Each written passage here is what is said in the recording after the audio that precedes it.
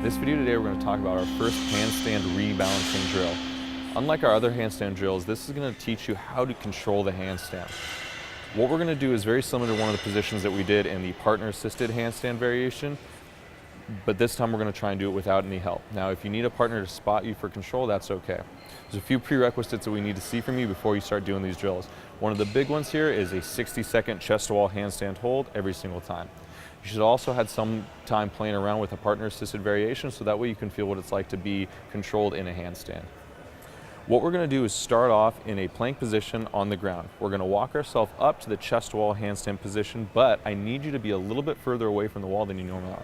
Usually about 8 to 12 inches is a good place to be. What you're going to do is start in a somewhat pike position. Your toes are going to be touching the wall. What we're going to do is pull one foot out to a vertical position, maybe a little bit past, and the other foot is going to follow. Now that other foot needs to come off the wall gently. If you're kicking away from the wall, if you're pushing off your toe, you're going to miss the really key part of this movement, which is control. So pull your second foot away, and as soon as your feet come together, I want you to push through bent fingertips into the ground as hard as you can, and that push through your fingertips is going to push you back against the wall. So you're not actually trying to spend much, if any, time balanced in the handstand. What we're doing is learning how to use the tips of our fingers to control the handstand.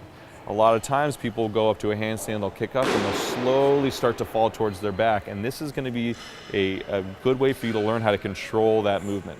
So walk up, take one foot, pull it away from the wall slowly, remove the other foot, the trailing leg, from the wall slowly, and then press fingertips into the ground hard, hard, hard until you go back to the wall. You're going to do this for reps. And what I want you to understand is while this is a little bit of strength involvement, this is a skill movement. So if you get to the point where you're too fatigued, your shoulders are too tired, your midline's too tired to be upside down, come down and rest. Make sure you're ready to do the movement well. This is something that takes a little bit of time to figure out. There's probably going to be a few instances where you fall away from the wall. Make sure you have enough space that you're not going to fall into anything. Or like I said before, if you need, get someone to spot you so they can catch you if you end up falling away. Really important here is midline support. If your belly's not squeezed, if your butt's not squeezed, if you're not totally rigid in the middle and you press through your fingertips, it's going to make no difference. There's an analogy we like to use a lot for the handstands, and that's a rope makes a pretty lousy shovel. So if you're all wiggly in the middle and you're trying to get some leverage, it's not going to work out. Like any of our other skill movements, this is going to take time. So really make sure you do it slowly and with control. I always recommend videotaping yourself from the side or a few different angles so you can see what's actually going on.